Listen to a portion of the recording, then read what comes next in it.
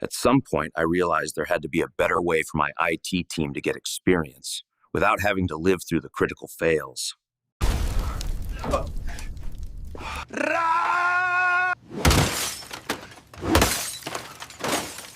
So we started running tabletop exercises instead. Way fewer injuries. Mostly.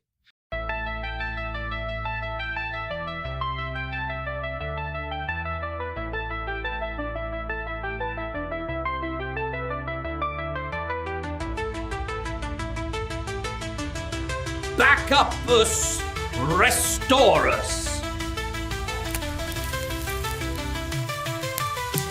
And you are presented with what looks like a server room with a giant pit to what could only be described as hellfire in the middle there. of Do you want to investigate the files? Yeah, I want to see what they actually are, like what the names of them are.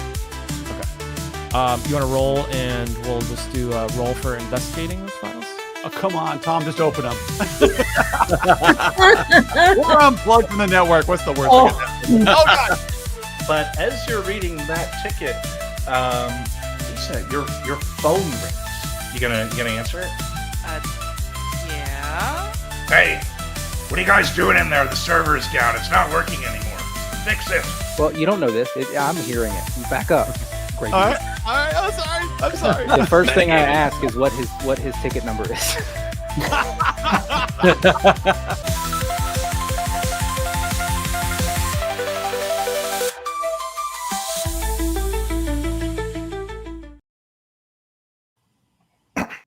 Hello, everyone, and happy World Backup Day. I'm Jonathan Crow, Director of Community here at Ninja One. I'm very happy to see so many folks excited to jump on this call early. You all obviously had World Backup Day marked on your calendars. It's our favorite day of the year, this hallowed day. And I'm very happy to have with me a brave party of IT adventurers and IT adjacent adventurers. That's for you, Holly. Thanks. And we have a awesome backup disaster recovery tabletop scenario planned for you today. As I can see from the chat, it's really cool to see you all calling in from all over the world, all over the place, all over the realm, I should say. And I get it. You're all here for not just some backup disaster recovery tips and strategies. You're here for Legos. I get it. How come I never get Legos? Well, yeah, you got to be on the... I don't know. I don't have a good answer for you. You're going to have to roll for it. We are giving away to one lucky attendee here a big prize. We like to give away some big Lego sets. We've given away like the D&D set. We gave away a Rivendell set one time. The Lego has firmly understood that the main audience they can make money from are adults who have lots of disposable income. And so for their Lord of the Rings sets, they're releasing a new one. It's not even official yet. It's been leaked, but I mean, it's been confirmed that it's going to happen. It's Minas Tirith. It's going to be 8 bajillion pieces, and it's something like $600, $700 value. One person who is attended here is talking to us in the comments is going to get that. When it actually releases, which is going to be in June, we will have it sent directly to you. So thank you all for joining.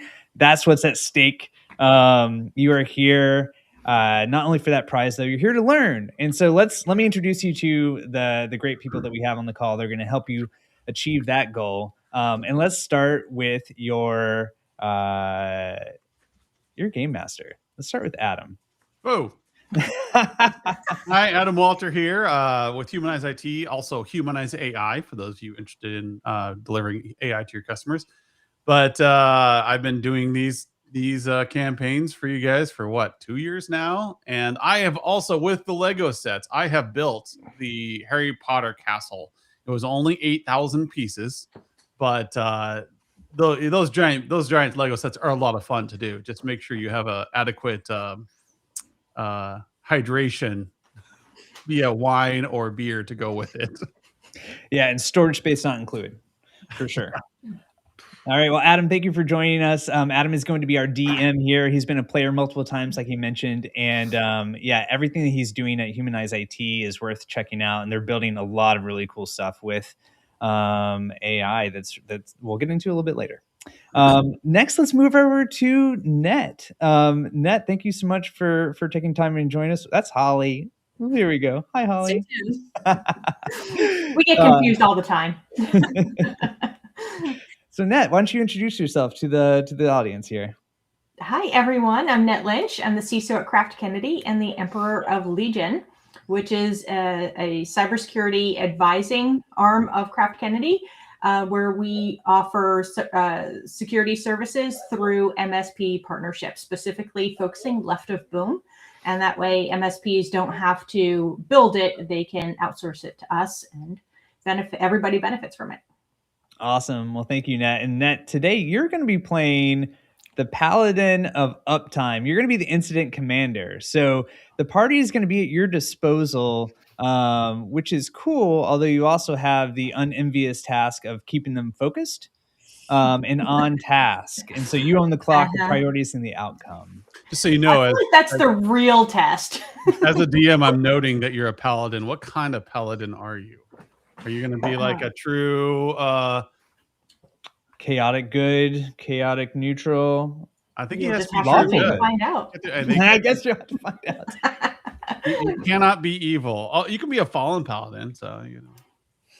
All right, Adam. All right, here we go. And we got Dan Myers, our senior product manager, in charge of. Whoa, this is relevant. Backup. That's right. Yeah, excited to be here. Senior product manager of Unified Backup, so helping oversee all things related to servers, workstations, and your SaaS workloads. I don't care whose backup product you use, but you better make sure that you've checked your backups on World Backup Day, please. So my first time actually being able to enjoy being a part of the show, not running it. So excited to be here. Oh, yes, you can enjoy it while that lasts. That feeling may not last, Dan. But yes, you'll be playing the role of the Cleric of Restoration. You're going to be the recovery lead. Your mission is to bring any dead systems back to life. All right. But I'm sure we won't run into that. You don't need to. You usually never need to do these things. It's fine. We'll just swing it. It's just a checkbox exercise. What's your alignment, Dan? Yeah. Boy, I guess you're going to have to find out as well. Who knows? This could be a shifting alignment depending on how things go in this day. All right. I also saw that you had a familiar that walked away out of your room. Yep, fine familiar. Cat just left, so we're good.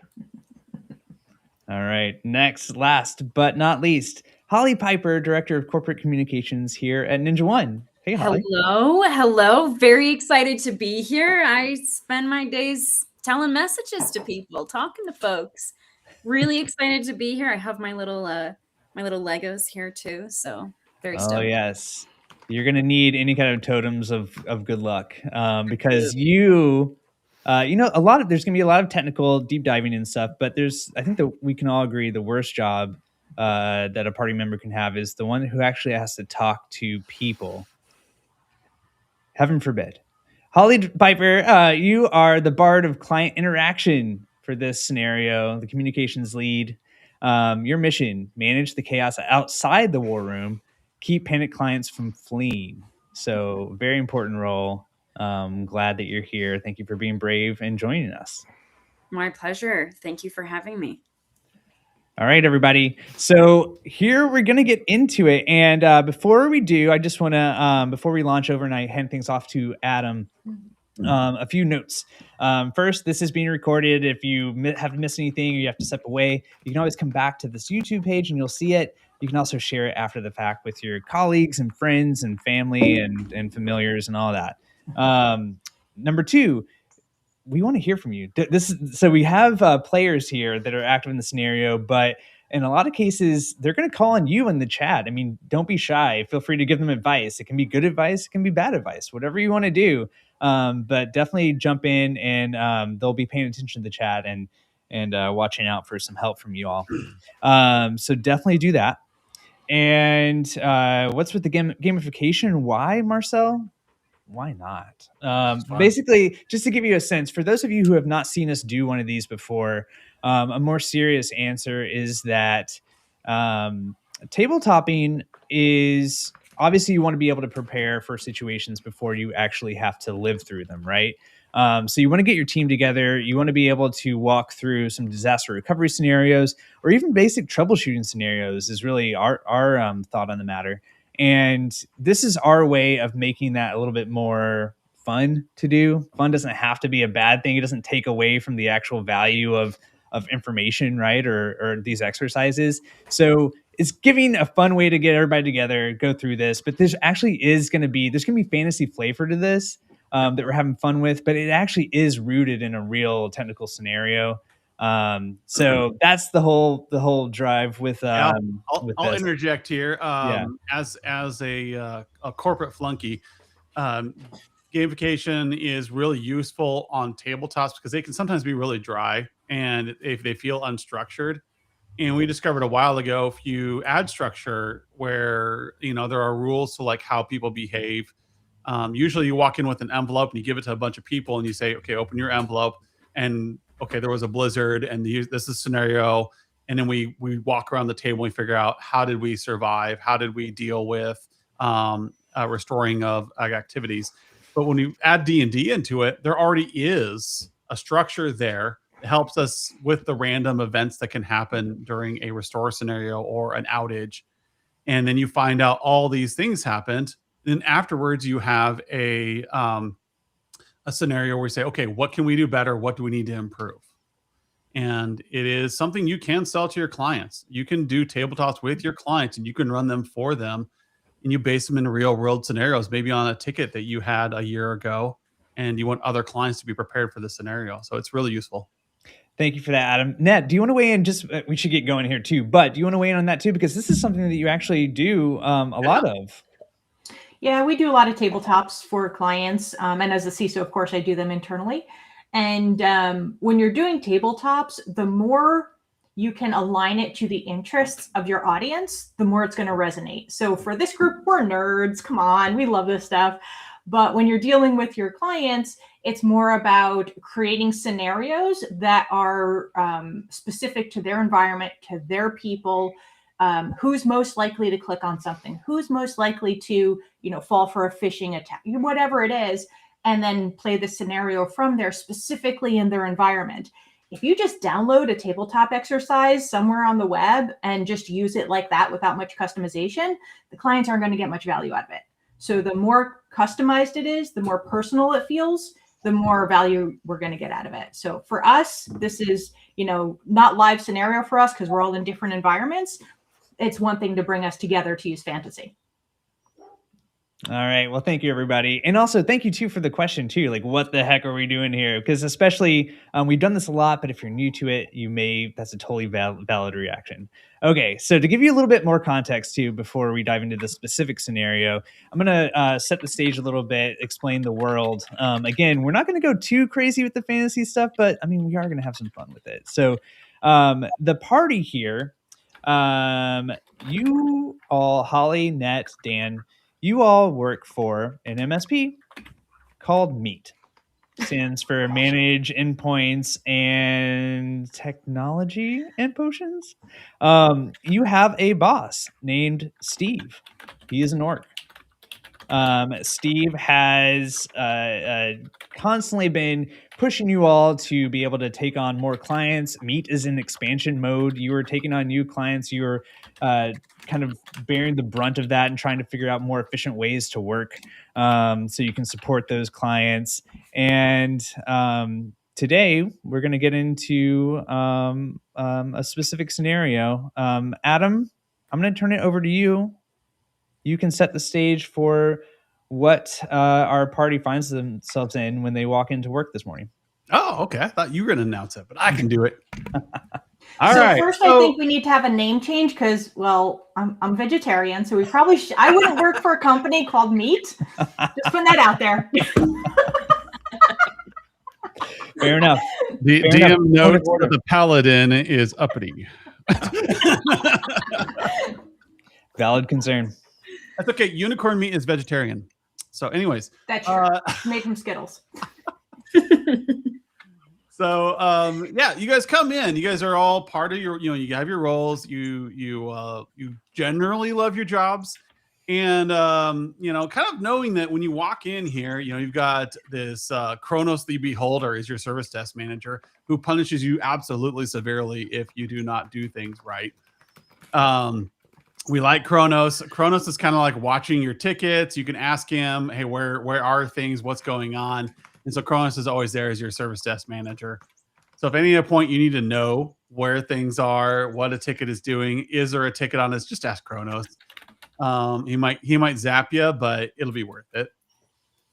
So you guys come in and you receive a phone call. I'm gonna go ahead and put Ned on the line here. She receives the phone call, and it's Gerald from Amazon Finance.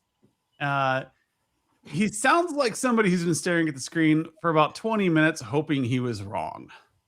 I was doing a bit of tidy up, he says carefully, and I had one of those AI assistant thingies helping me find old files to remove, and I may have permanently deleted a folder, an important folder. The folder was called Financial Reports. Every quarterly report from Amazon has produced since 2024 through 2025, all the way into 2026.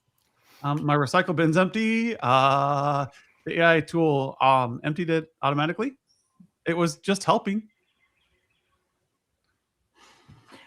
So, okay, I understand your situation, and that can be probably a little bit scary, but hang on a moment and let's see if we can help out. So first of all, have you already put in a ticket for this? No, I'm terrified. I just want help like this. I've got to give this presentation to the entire board, and I have nothing to show them. Okay, no problem. So let's go ahead and get a ticket started because, if there's no ticket, it doesn't exist. And so after we put in the ticket, then we would probably have it escalated to our backup team to see if they can find a recovery option for this file, depending where it's been stored.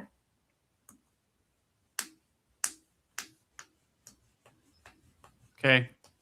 User like hammers on it, grumbles about having to fill out a ticket. Just don't know why these guys can't just help me. I just need to get this done. They just need to restore whatever magic they have, and grumbles and the ticket is in.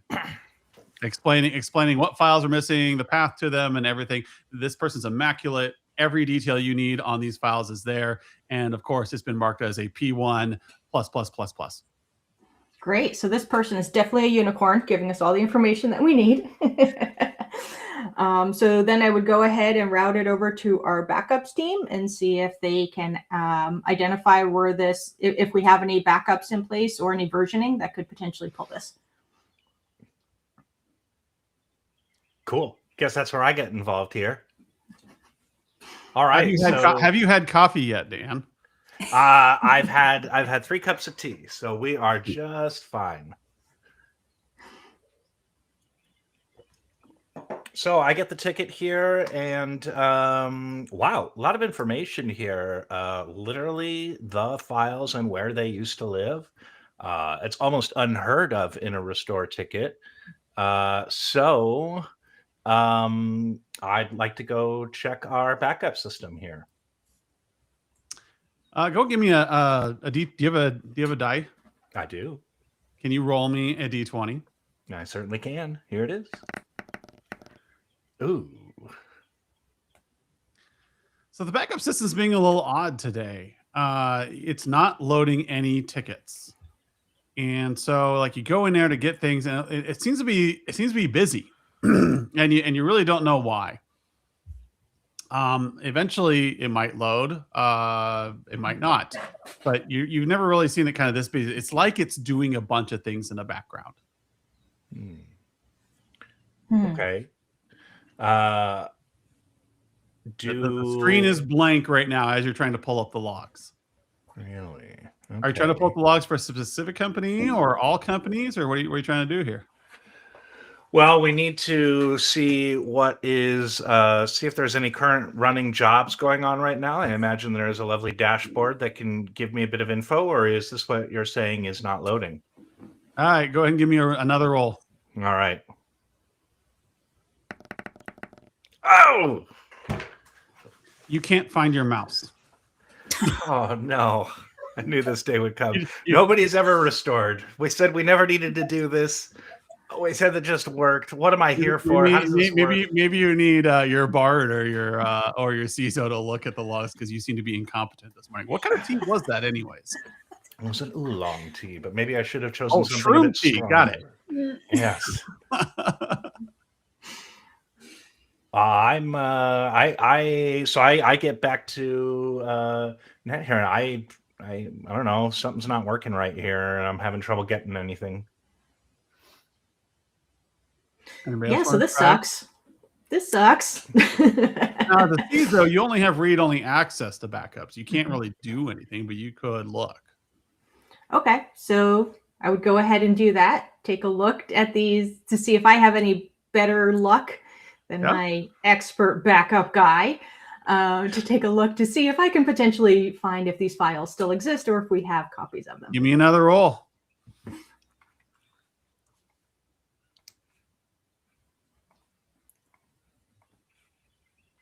Delay. Oh boy. Don't make me roll. I'm so scared. I'm trying. It's not letting me do anything. It's the big one on the right. Yeah, if you go. Yeah, no, I see the die. It's just not letting me. No, I'm filling the space here. There you go. Man, I don't know. Wait, did you do that, Adam? Yeah, that's a 5. Okay, no, hold on. I'm gonna roll. I'm gonna roll for Ned. She didn't say you could do it. There we go. Hey, there you go. So in the real world, here's the problem. And this is why D&D works for a tabletop. Because sometimes, like, the simple thing becomes really complicated. And so your backup admin, who should be able to open up these logs, maybe they spilled coffee on their lap. Maybe they are in the bathroom and you can't get a hold of them right now. Or maybe their system is frozen. All these things can happen in real life. So die rolls really help with simulating those frustrating points like this should just work. And so here we've rolled 11. You, Net, can see in the logs a bunch of. So you're looking at what the dashboard, and you see for this particular client, because you've got a history of like, hey, are things backed up? Of how are things going for this client? Where is their backups? So you're able to pull it up, but you can't do anything with this data because you're a CISO and you don't have privileges to write. So you can show this to Dan, or you can evaluate it yourself. I would definitely bring Dan into the conversation, and I would probably do a warm conversation instead of just, here, Dan, your turn, so that we'd have a warm handoff. Cool. Oh, you found them. Excellent. Yes. So it loaded okay for you then? It did. It loaded okay for me. And let's take a look here. So do I see the folders that they were looking for from our ticket? Yes, you do. Okay, excellent. Perfect. I can handle this from here. Can you just send me that link of your dashboard directly to me on my Palm Pilot, and we will get started with that. That's a deep cut. I don't think your Palm Pilot is authorized okay. for company data. I just love this thing. People tell me I need to get with the times, but that stylus. Oh, don't worry, Bart. Probably still have MySpace on there. Yeah. Okay, send me the link, and I can work on restoring directly from here. Okay. Okay. So you see the list of files here. The diffs are not you want to look in them and see if the actual file itself is available in the diffs. You see 3 days of diffs. Yeah, definitely. We want to make sure that we are that the file is where they say it was. There's so many times where people either don't know where the file lived, or they think they know where the file lived, or they think they know when the last time they saw it. So we need to look in and make sure that it's actually there. Give me a roll of a d20. So you're going to look through these 3 diffs and you're going to see what's going on. That's sideways, right? That's oh. You know, the thing is, I even give you a bonus. Oh my goodness. So you look through and you do not see his files. The quarterly documents are not in any of the diffs. Okay. All right. I want to try searching a couple other points. I want to spend another 5 minutes and see if I can locate them myself in maybe some of the other folders. Maybe they just moved them. Oftentimes people didn't actually delete it. They just moved the folder. Yeah. You could probably ask him that. If you have your bard do that. Yeah, so I message up Holly here and say, you know, I cannot find these files directly where they say they are. Can we please get in touch with the client here and validate exactly where they have them show you on their machine where it was located? And if while you're on that machine, maybe go up one folder and see if it's sitting there instead. Yeah, of course. We'll reach out, get on the phone with the client, and yeah, great. All right, I need a roll from you, Holly. You're gonna get on the phone. You're gonna call. Great. Here we are. Somebody who can roll.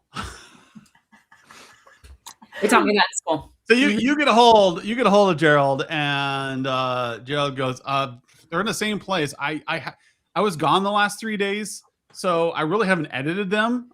So I know they're in this folder. I put them there. I've been putting them there for like 3 years now. I just opened them today after being gone, you know, for a few days. And yeah, I went to clean up everything, and then I realized my mistake. I figured, you know, I got back from my trip, and I thought, oh, hey, let me organize everything before I do this thing, and the AI deleted them. Gotcha. Dan, I don't have the news you wanted to hear from the client. Okay. All right. Let's see here. I think we are going to have to try and go back to a previous revision. Maybe go back a few days prior to see if we can locate that file. Put those logs again there. Yeah. We're gonna need to look into that further. Jonathan, come on, buddy. Oh, Oracle Kronos. That's right. Okay, so we need to look through our backup logs here to see if we can find out when the last time one of these files, we could just pick one of them for now, was backed up. So we could do a search on this, right? Yeah, you can look at the dates there and see what's available. Oh, this is okay. All right. So we want to. This is actual. So this is actual. Okay. You can discern from this what you will. I should actually make this larger then. All right. So we are looking for the financial reports we said here. And which date did we just look at? Did we just look at the March 30th financial reports? And there's 0 files there. 0 files, 0 files. So even on the 29th and 28th, I don't see anything else for financial reports. The last thing I have is looking like March 1st. I think we need to first start there, unfortunately, and just validate that I can find these in any backup whatsoever. Give me a roll. Let's do it. Come on, eventually. Statistically, you have to actually get one, right? Did you just I did 20 it? I did. Let's go. All right. So you actually look back and you find the files that he's looking for minus the current quarters. They are not there. Okay. And so you see his ones from last year are there, but the quarterlies he's been working on in March are not there that he's requesting. Okay. All right. That's great, but it's not exactly what I'm looking for. So I'm getting a little tunnel vision having failed some of these. I got to keep searching in these logs. So I'm gonna keep looking through different revision points, keep looking through different folders in different revision points. I am on a one-track mind to find this recent file. So I'm going to interrupt you right there. Holly, you get a call back from Gerald, and you're like, hey, look, I created those files just 7 days ago. I spent 3 days building those quarterlies. Can't you just restore them from, say, the 21st? Like, that's the day. That was the last time I had them really fully up, and I spent, probably 70 hours on this. So there should be a backup on the 21st of these. Can't you just restore those? Dan, can we restore those? We can certainly look at those and take a look at that. Thank you for giving me that date. I'll take a look at that right now. All right, so now I need to hone in on really March 21st, 22nd, see if I can find anything else there. And really, I just need to see the logs of all backup jobs that completed for this organization. Pull them up there, Jonathan, or Kronos.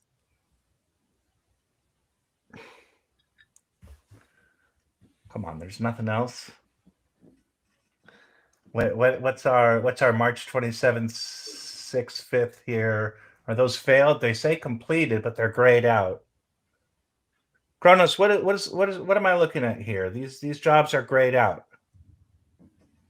Would you like to look for a service ticket or anything on backups in the last 7 days? Yeah. Let's take a look at any recent backup tickets here. Kronos is exceptional at his job and finds a ticket for you.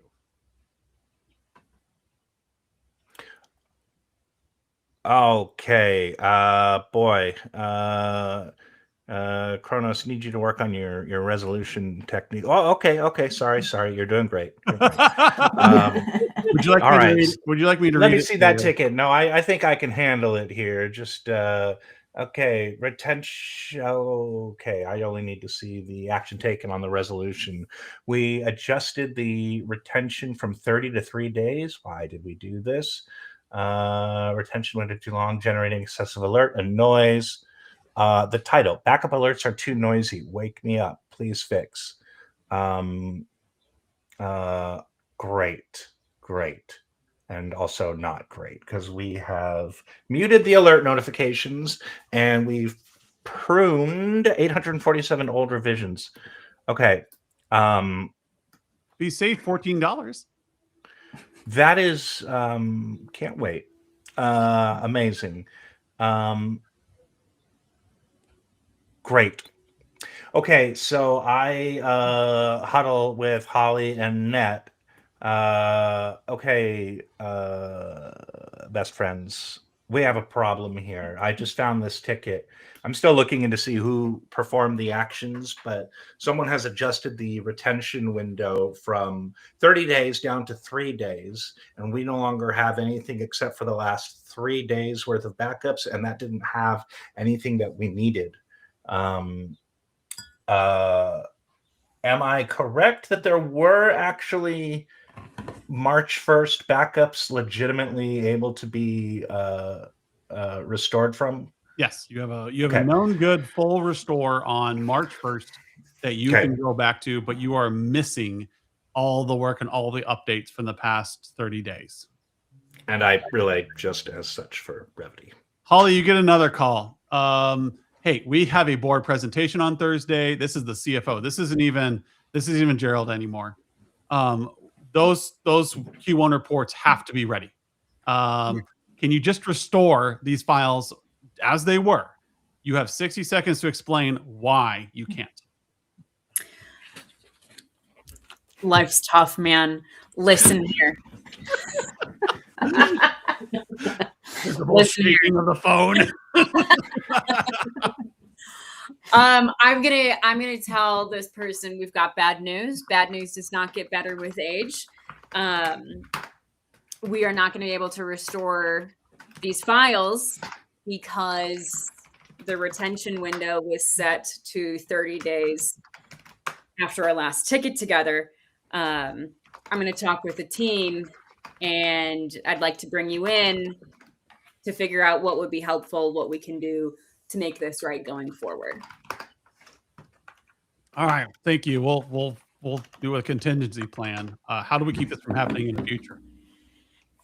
Let's get on the phone with Dan and Net to figure out our best solution. I want to bring in our best minds on this to fix things going forward. All right, well, I'll call you back in a few minutes after I talk to the team.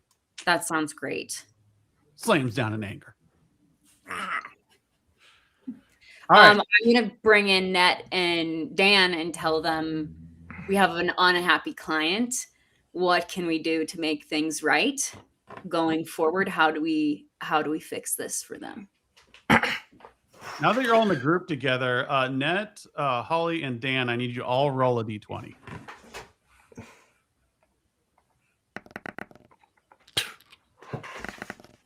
Wow, who rolled a 17? Not me. Who's the 17? Wish I could claim it, but I already named myself. I was think the that 2. was mine. Net. All right. So you seem to recall that Scrippy is an AI agent that the manager was thinking about playing around with. Steve, the orc, your general manager was like, hey, I want to use OpenClaw and kind of automate some things around here. And you happen to remember over a cup of coffee that he named it Scrippy. Yeah, so apparently he didn't put it through vendor due diligence because that would have to, be approved by the risk committee in order to give that sort of access to our data. So apparently this was a little bit of shadow AI. So now knowing what you know, what is your next steps? So I might take that job offer that just came in. Yeah.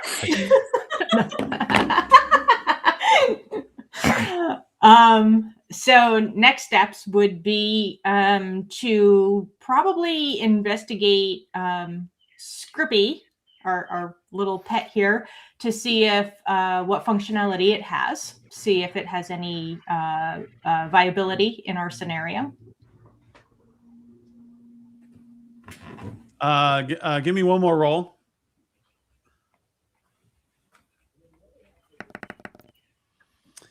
You know that Steve installed this on his local desktop and was just going to try it out for a while. And that's the ticket you see, is that he said, please silence backups. And you know that the AI is running on his laptop. You know it's actively running, but as a CISO, you can do nothing about it. Mm-hmm. Other than complain when he comes back into office. Yes, which will probably happen. Do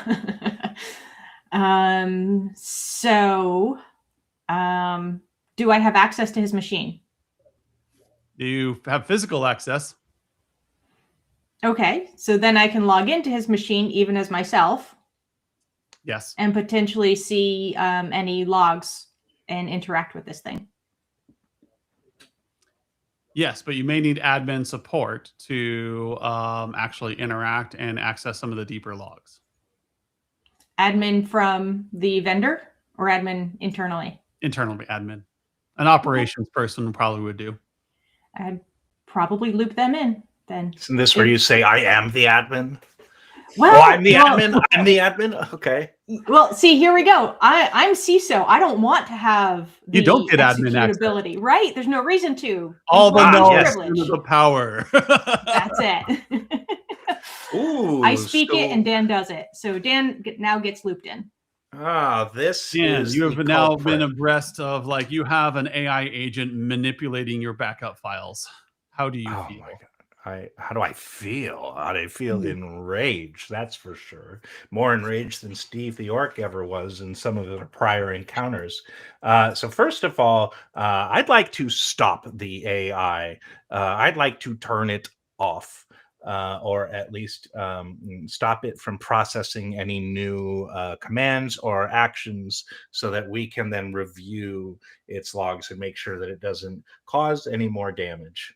Yeah, given you're a sysadmin, I'm going to assume that you can just kill a process, I can't let you do that, Dan. You go ahead and you kill this process. You're able to and you hear the small voice in the background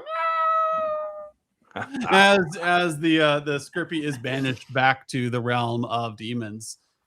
And so now you're stuck, right? You have no backups. This person's lost all their work. Who gets to break the bad news, and what was the cause? Who wants to do that? Our communications expert. All right. So you now know what caused the problem. You know that it's not going to happen again. You know that it was an AI agent that caused the issue, and you've stopped it from doing it again. Now you get to call the client back up with the bad news. Before I do that, my technical team, who is technically way smarter than me, remind me, did we create this AI agent, or was this a little shadow AI guy from our client? Is there like a teaching moment here? It was definitely, the client's AI deleted their files when he tried to clean up. And I mean, everybody's all about AI right now. Steve deleted the files on your side with his AI. Both parties are to blame. Oops, a daisy. All right. Their AI deleted it. Our AI trimmed retention. Yep. Okay. All meant well. Dan or Net, I'd love one of you to join me on this call as we get into some of I've got an interview with another company. Yeah. Dan, why don't you join me on this call? I'll deliver the bad news, but I want to make sure we've got someone there to help translate some of the technical stuff and make sure we're sending home the right messages. Both of you give me one more D20 roll to round out the day. Here we go. Who got the 12? Me. It's not me. Luckily. All right. So you pick up the phone and you call. Dan is a little his speech is slurred for some reason. Like he's drinking heavily. My man. So all right. So you get a hold and you hear back, and you're talking to Gary again, the original person, or Gerald. And he's like, okay, tell me you have good news. Gerald, listen, I have bad news for you. I'll be honest with you. We found a couple of AI agents, one that deleted the files and another one that minimized our resolution or the time that we hold on to our files. I want to make sure we've got Dan here to help us make sure that doesn't happen again in the future. So the good news is we have a solution going forward. We've identified the problem, and Dan's going to walk you through how we do that. Yeah, right. But I mean, let's be clear. I mean, these are both of our faults here because we're both running AI. I'm playing to my 3 here. You guys had an AI and deleted your files. We had an AI, lowered our retention. I mean, so, I guess we should probably just not do that next time. I'm definitely going to make sure that I don't let people into our backup system that shouldn't be. But I think we should take a look at this a little closer next time. But yeah, you guys deleted it first. Yeah, I mean, this AI is a great thing, but I think I've learned my lesson today. I can't follow you. I did the same thing. We're all learning. Maybe we should put some better guardrails around these in the future. Maybe we should have hey, before you delete something, ask me. If we could ever come up with a nice policy for change management, that'd be great. Or user document approvals, that'd be fine. Let me know. Maybe figure that out in the future. But thank you. Looks like I'm not sleeping tonight. But thank you for letting me know, and thank you for looking. Done. Wolf. The end result here being, there's a lot of AI out there. And why did we have 2 AIs? Because everybody is playing around with AI right now. Shadow IT is getting an upgrade, people. And so this scenario is fairly realistic because you've got your client playing with AI without your permission, without your knowledge. You've got senior managers trying to create operational efficiency using the latest tool. And I kind of want Nat to talk a little bit more about this. We already have a solution for these problems. We're just not using it. We're not thinking with, hey, change management has been a thing for a long time. Document approvals have been a long time in the process. But for some reason, when we come up with new technology, we don't think the old rules apply. So, Nat, do you have anything to say on that for a postmortem here? Yeah, absolutely. So, people are all like super excited about AI, scared about AI, cautious, wanting to do, being on the bleeding edge. This happened when cloud first came out. This happened, every time there is something that's new and it changes the industry, we go through this. But this is exactly like everything else. We always start with a policy. And then we make sure we do due diligence on any new technologies or systems that we're allowing into our environment. We just need to follow the same process as we do with everything else. Well, not only that, though, the processes will, from my experience, having been in the MSP world and now designing products to help with this,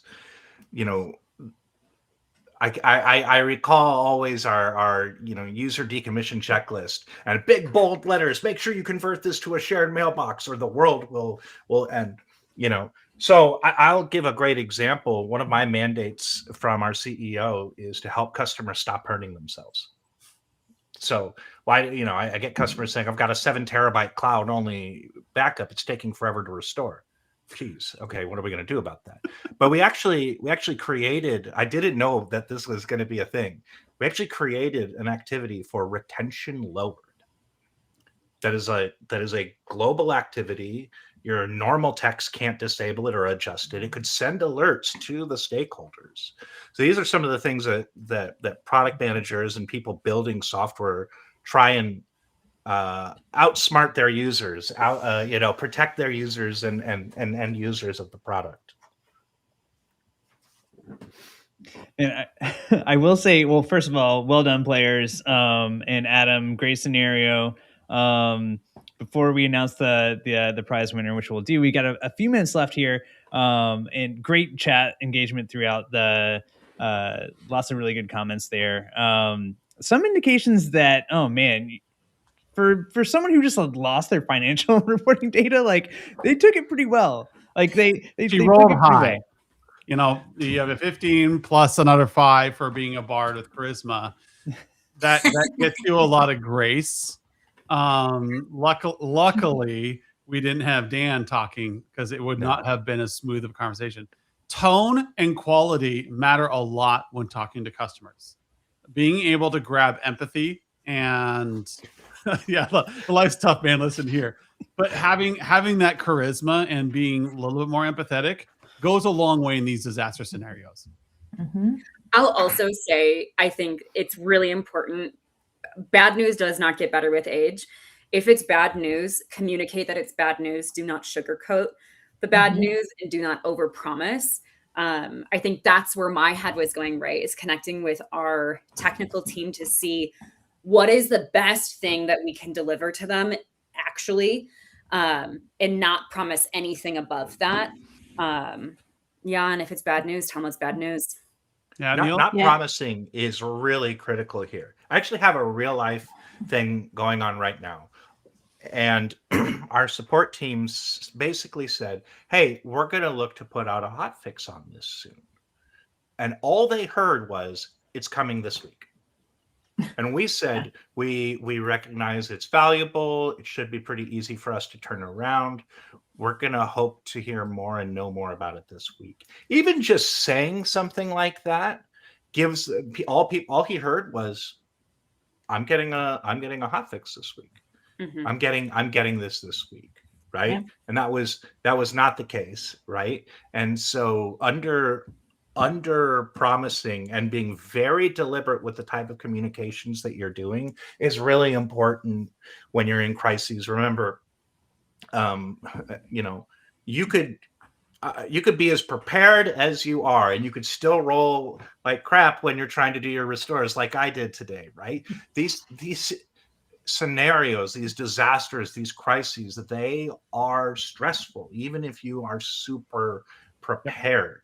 So that is something to always keep in mind as you go into a challenging situation where you have to client communicate some tough news or some hard news.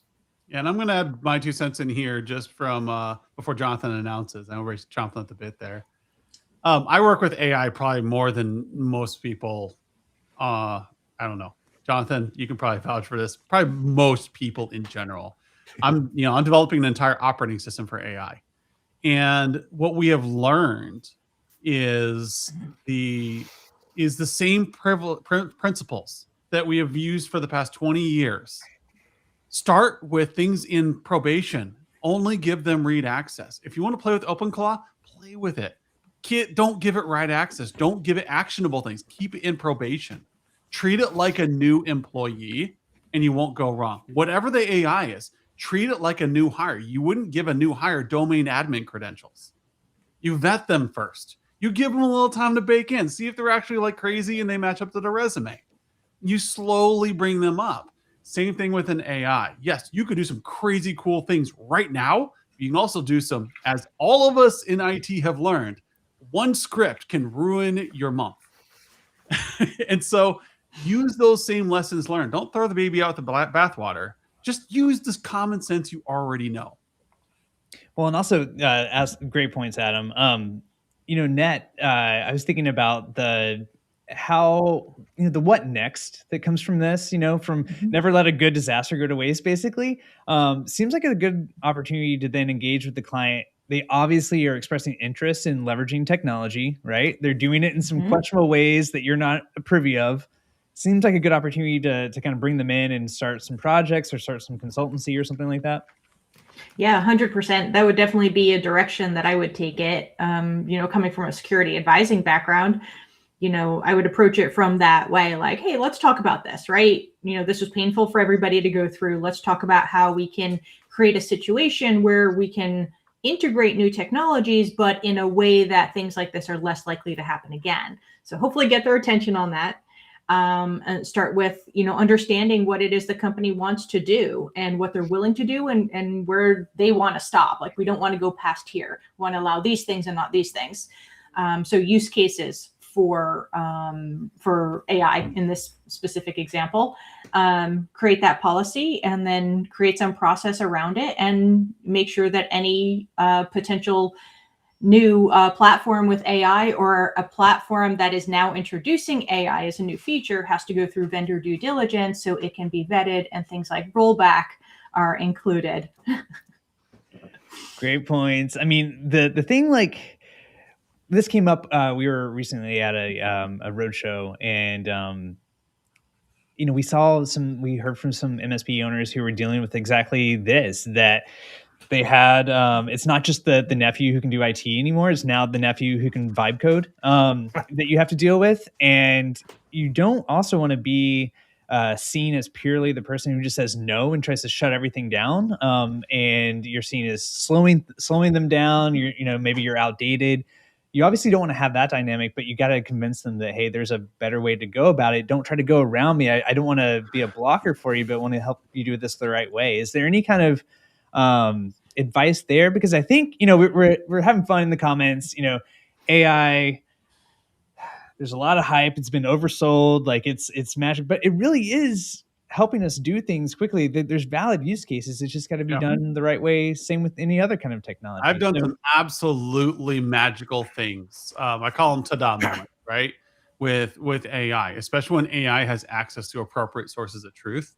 You can do some absolutely incredible things and you can solve some problems that are very hard for humans to solve, like data aggregation or log parsing, looking at PCAP files with OLAMA, all sorts of things. You look out in the open source communities, people have really cool projects out there. You hate looking at PCAP files. You're always overlooking things. Humans are terrible at looking PCAP files. You know what's great at looking at PCAP files? AI. But you don't want to chunk up your entire PCAP file, throw it into ChatGPT, and hope for an answer. No, you want to do this privately. Okay, Olama, that's a great one. Point it at the PCAP file. Tell me these things. And now you're doing it in a private way. But you got to understand this stuff, and you got to help your clients understand this stuff. You can do some absolutely incredible things. If you don't think you can, I'm happy to have a conversation with you on like online or something like that to send me a message. I have just seen some cool things, but also some absolutely terrifying things. I'm glad I'm not a CISO these days. All right, but so lots of boom activities are really cool now. We got a couple minutes left. Closing remarks. Net, let's come back to that question though for any kind of advice about being just making sure you're having the right conversation with clients. You're positioning yourself as a good ally for this stuff, not a blocker. Yeah, and I mean, we're in the context of AI, but in any technology, when a client comes to you and says, hey, I want to do this thing, you should always start with, okay, why? What's your goal? What are you hoping to achieve with this?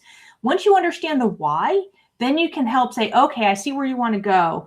If you go with this thing that you mentioned, these are the things you're going to run into. We might consider this other thing instead. Or we can do your thing, but these are going to be your limitations, or this is how we have to vet the product, or these are the guardrails we need to put in place. Whatever it is, then you're on their team helping them do it versus being that blocker.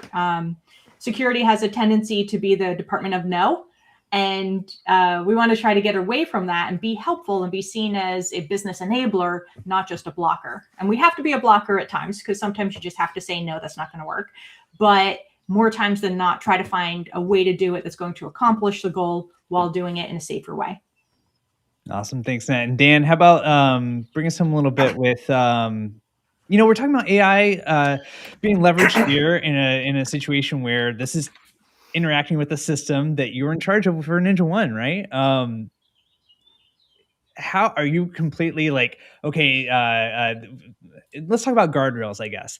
For people who are going to be leveraging AI and doing other things, wanting to be more efficient, what are some things that, with the scenario or even beyond it, they could have put in place to really make sure there's good guardrails in place? Guardrails are one of the most important things. And first of all, I think a human in the middle is still important in all of your AI workflows that you create. You should not be expecting to go create some incredible agent that will just autonomously replace 5 of your people. You could make things more efficient, like reading that PCAP file, but you should be making the determinations. You should be approving the actions and validating what is about to happen, right? You should not be trusting blindly your AI. I use it as a product manager to help me kind of like do some research on topics. And I go, wait a minute, what are you talking about? This is not right. And they're like, my bad. Yep, I sort of made that up, right? So we should not just be blindly trusting our new AI overlords. We need to put them in their place and have a human validating actions until such further time as can be proven, right? Yeah, I tell people that AI augments who you are. It's not the other way around. You're not augmenting AI. AI is augmenting you.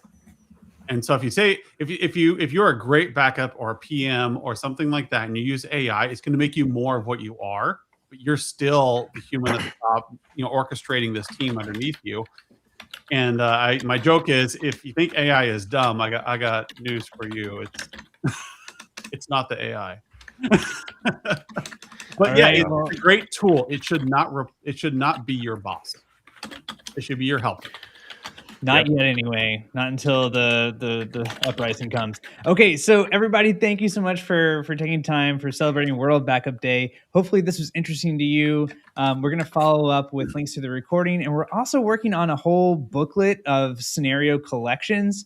And it'll have a couple different flavors. You can play it straight, you can play it more fantasy themed. But it's all about giving you the ideas of, hey, here's some scenarios that we could actually run through that we may be able to pressure test some of our processes and systems and people. That's the whole mission with this. Thank you all for being part of it. Holly, you want to do the honors of announcing the winner of the big Lego set? I would love to do the honors. Drum roll, please. I hear life is hard for someone. Life is hard for someone, but not for Daryl Bauman. 806. We'll be in touch, Daryl, so that you can get your Legos. Congratulations, and thanks for being here. Thank you so much, Holly, and congratulations, Daryl. Thank you, everybody, for joining us. For those who didn't win this time, we'll be doing more of these. You'll have another chance. And I don't think Dan mentioned this, at least live on the call. We were talking about it earlier. We're going to be at MSP GeekCon, and we want a lot of you folks to be there too. It'd be great to see you there. We'll respond with some other giveaways for tickets. We got some free passes we'd like to give folks. And we're going to be doing a really cool game room night activity there. Dan's going to be leading the charge with that. So thank you all once again. Thank you, Nat, Holly, Dan, for being great players. Thank you, Adam, for putting this together. We'll see you all very soon. Happy World Backup Day.